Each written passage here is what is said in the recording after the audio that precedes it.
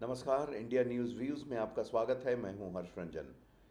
दोस्तों, चुनाव आयोग ने महाराष्ट्र और झारखंड विधानसभा के लिए चुनाव का ऐलान कर दिया है। दोनों राज्यों में नवंबर के महीने में चुनाव होने हैं। झारखंड में जहां 2 चरणों में चुनाव होने हैं, वहीं महाराष्ट्र में सिर्फ एक चरण में ही चुनाव होगा। महाराष्ट्र में विधानसभा की 288 सीटें हैं और यहाँ चुनाव 20 नवंबर को होंगे।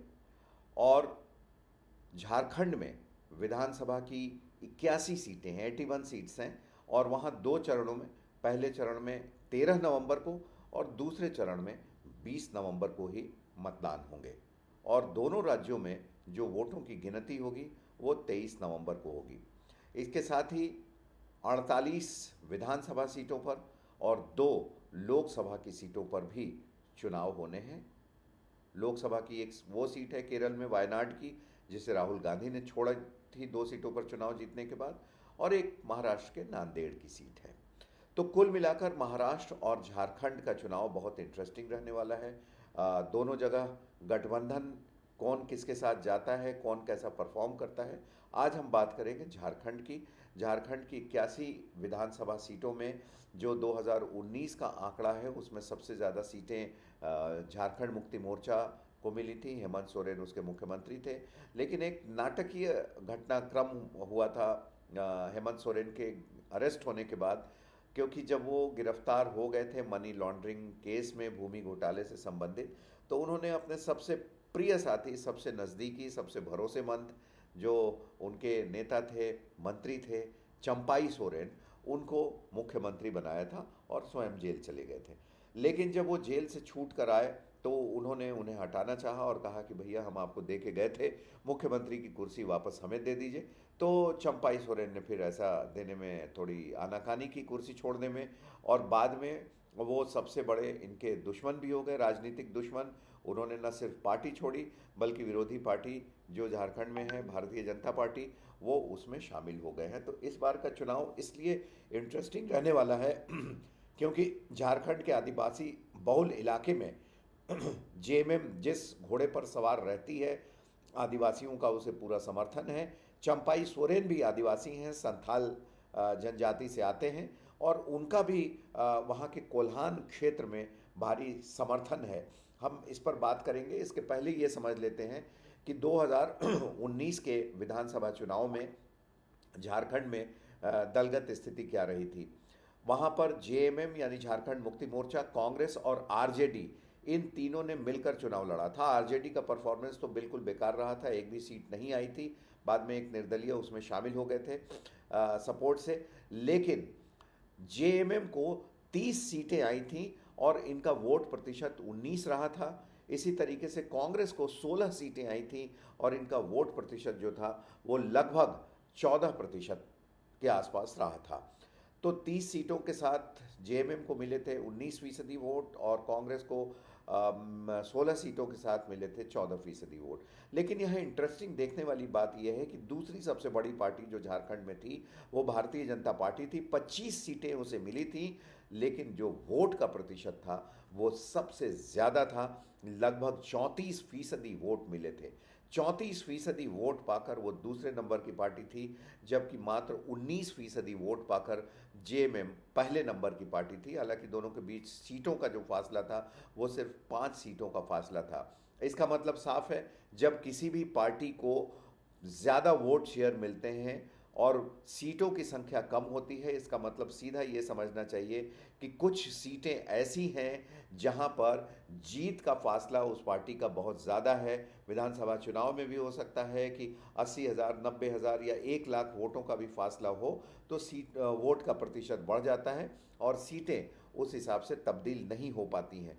तो ये बड़ा इंटरेस्टिंग फिगर है।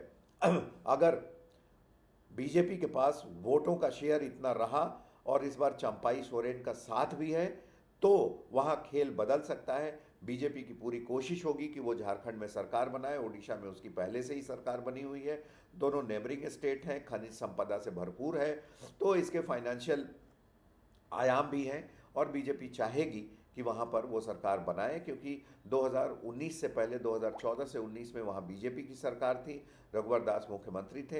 हालांकि उनका परफॉर्मेंस बहुत अच्छा नहीं रहा था, यही वजह था कि 2019 में वो अपना विधानसभा चुनाव भी हार गए थे। जमशेदपुर की ईस्ट सीट से चुनाव लड़े थे और बीजेपी के बागी सरयू राय से वो चुनाव हार गए थे, उनकी फजीहत हुई थी।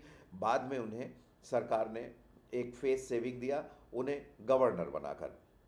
लेकिन जहां तक चंपाई सोरेन की बात है, अगर इस बार वो बीजेपी के साथ हैं, जो कि हैं ही, तो झारखंड का कोल्हान एरिया है, कोल्हान एरिया में वो एक जाने माने नेता हैं, उन्हें कोल्हान का टाइगर भी कहा जाता है। वहाँ उनकी चलती है, वहाँ उनके वोटर्स हैं, वहाँ के वो एक सशक्त, शक्तिशाली, बलशाली नेता हैं।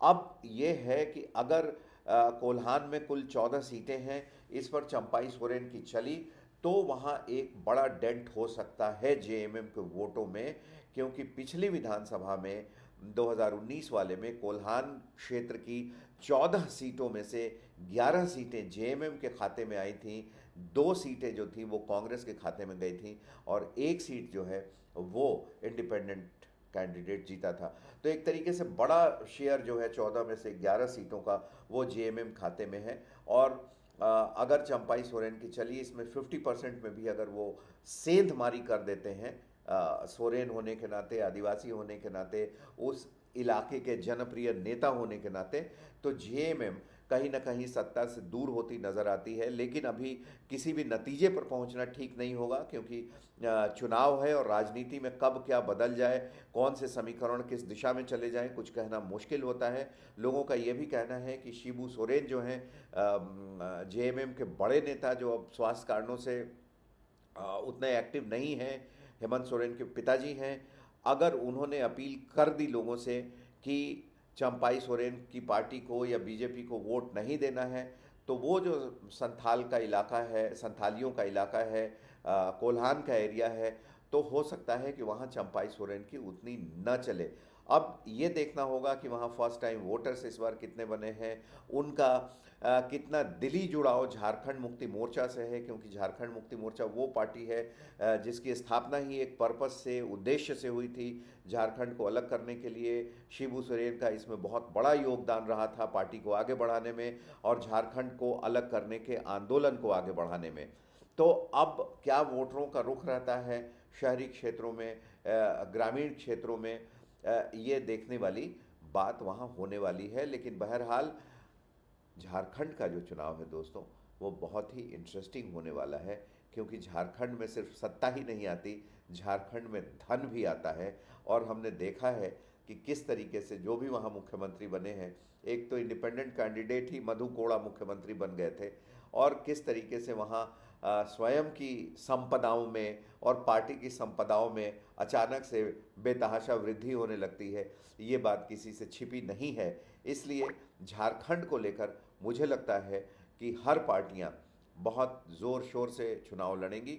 2 तरीके के गठबंधन है वहाँ, मैंने बताया, जेएमएम का, कांग्रेस का और आरजेडी का, और दूसरा बीजेपी और AJSU, all Jharkhand students union, ये दोनों मिलकर चुनाव लड़ते हैं। और सबसे बड़ी बात यह है कि सीट शेयरिंग जो है वो इंडिया गठबंधन को लेकर कैसा रहता है, कहीं उसमें झगड़ा तो नहीं होता है हरियाणा की तरह, ये भी देखने वाली बात होगी। क्योंकि 81 सीटों में से झारखंड मुक्ति मोर्चा जो है वो अपने लिए 49 सीटों की बात कर रहा है, बाकी जो 32 सीटें बच गई उसमें वो कांग्रेस और आरजेडी दोनों को सीटें देना चाहता है। कांग्रेस वहाँ की जीती हुई पार्टी थी, 16 सीटें पिछली चुनाव में जीती थी, तो जाहिर सी बात है कम से कम 25-26 सीटें तो वो चाहेगी। अब सवाल है कि क्या 3 से 4 सीटों पर आरजेडी राजी हो जाएगी, या अपने को फिर से एक बार इस्टेब्लिश करने के लिए झारखंड में वो ज़्यादा सीटों पर अपने खुद के कैंडिडेट उतारेगी और बिना गठबंधन के जाएगी। ये फैसला तेजस्वी यादव को लेना है, क्योंकि आरजेडी, जब लालू प्रसाद यादव मुख्यमंत्री थे बिहार के, उस समय झारखंड अलग नहीं हुआ था और झारखंड के इलाकों में भी उनका वर्चस्व था, उनकी तूती बोलती थी, वो वहाँ के भी एक पॉपुलर नेता थे, सिर्फ बिहार के ही नहीं थे। तो ऐसे में देखना ये भी इंटरेस्टिंग होगा कि क्या आरजेडी इंडिया गठबंधन के साथ जाती है या फिर अपने इंडिपेंडेंट कैंडिडेट उतारती है, और क्या कांग्रेस 20 से 25 सीटों के बीच जो भी उसे मिलना है उसमें क्या वो सहमत हो जाती है या अपने उम्मीदवार बढ़ाना चाहती है। मुझे लगता है कि इंडिया गठबंधन वहाँ इंटैक्ट रहेगा हरियाणा से सबक लेते हुए, और इस तरीके से झारखंड का चुनाव अगले 40-45 दिनों में हो जाएगा। 23 नवंबर को रिजल्ट आने हैं और तब तक हमें इंतज़ार करना होगा। लेकिन अब हमारे इस मंच पर हम लगातार वहाँ से संबंधित खबरें और महाराष्ट्र संबंधित खबरें अपडेट करते रहेंगे। फिलहाल इजाज़त दीजिए, नमस्कार।